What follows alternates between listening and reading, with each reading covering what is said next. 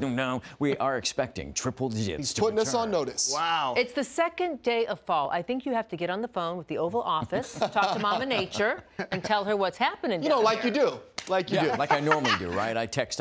We text mainly. That's our basic form of Helen and I know when the hair is up, the temperatures are going up. She has this thing. I know you have the thing with the hair. By the way, I haven't heard that in a while. Yes, by the way. Rick Adams is hiding behind this camera. Oh, there he is. Go over there by Robert. Kids, look. He actually loves the weather. Look at It's supposed to be this Uncle part. Rick's in town. Uncle Rick's in town. Save social Uncle Rick is in distancing, town. my friend. He is like Uncle Rick. Cool like know. Uncle Social Rick. Hi, distancing. kids. Social distancing. Yeah, Oh, I know. That's Social right. distancing. Rick, you let my guard down. You make me so comfortable. Remember, 40% asymptomatic, socially distanced, or put on those masks.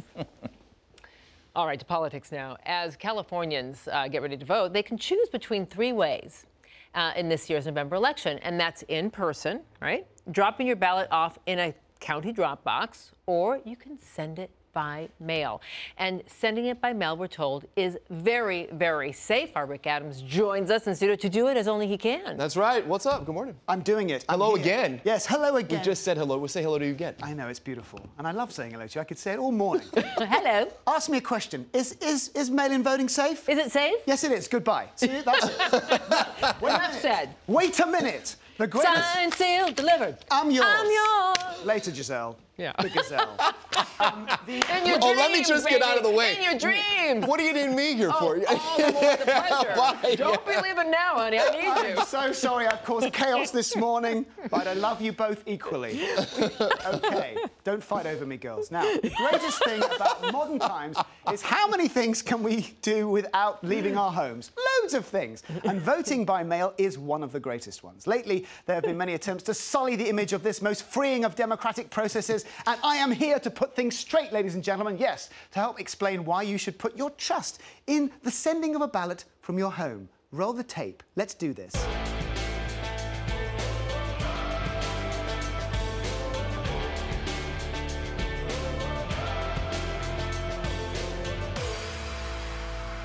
Okay, so a pandemic certainly mucks things up when it comes to elections, but what's the reality?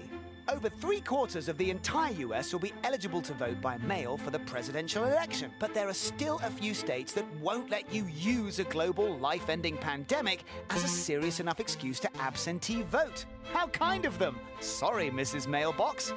Voting by mail is not a new thing. It's been available to us all for over a century. But when it comes to actually voting, America is pretty low on the turnout scale compared to the rest of the world. About 56% turnout in comparison to, say, one of President Trump's favorite countries, Norway, which is over 70%.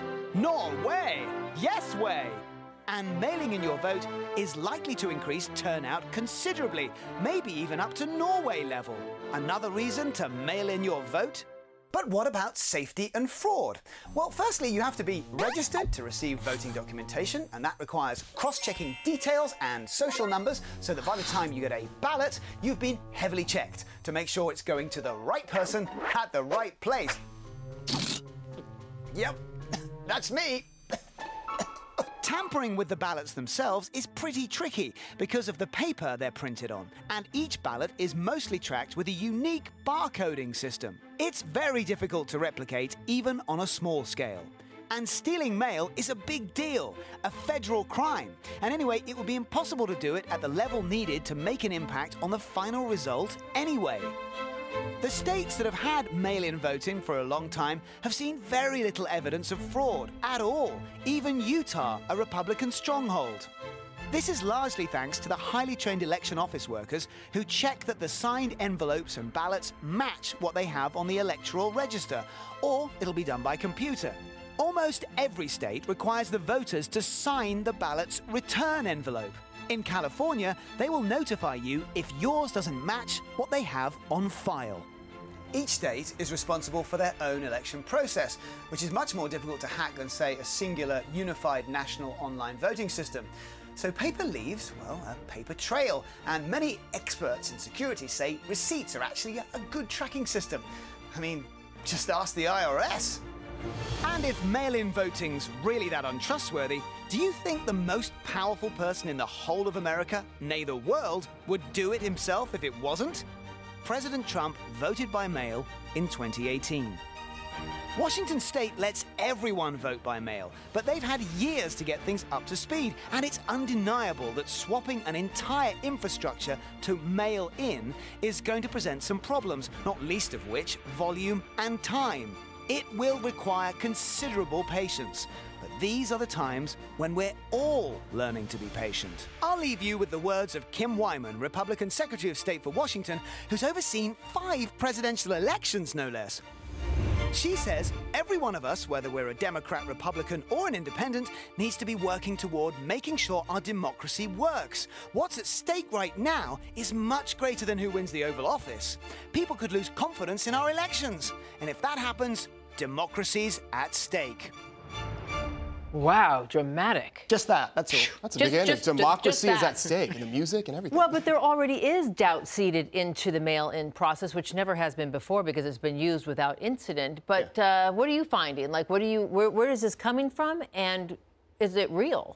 Well, the suggestion's coming from the president, and to suggest that there's a problem with the mail-in voting system is about as un-American as it gets, because it is one of the most, well, the oldest systems, and also one of the most trusted, with a problem, with a fraud rate of like 0.0006%. So we're talking about absolutely nothing. On the, so no evidence of fraud or fraudulent, No, because it's actually more, as you saw from Itai's piece this morning, there's a lot more security involved in terms of getting that mail-in vote to your house, because they have to go through all those details. So really, the reality of someone trying to steal lots of votes from a postal office, or even to print them, you'd have to do it, millions of them, and it would be impossible to make an impact on the numbers. And at that level, everyone would see that there was some fraud going on. So but it's also, just not possible. Really quick, because we have to move on, but we're talking about that study from Stanford University. Yeah. So tell us about that study.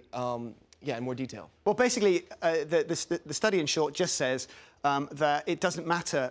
As long as people are voting, the more people who vote, then obviously that's better for our elections. But when it comes to mail-in voting, there is no skew. So it's not going to favour the Democrats. It's not going to favour the Republicans. So it's not like Democrats mail in more than Republicans. No study shows that. It's about even. It's just about getting people out. Yeah. It's voter turnout. It's false information. Just vote. Do it from home. It's the democratic process. Because you know what Mel and I always say.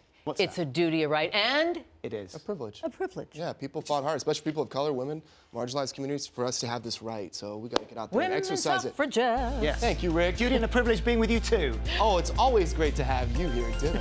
Yes, it is. Thank you so very much. All right, everybody, on now to what's happening in your community. Food insecurity is becoming a larger issue for families across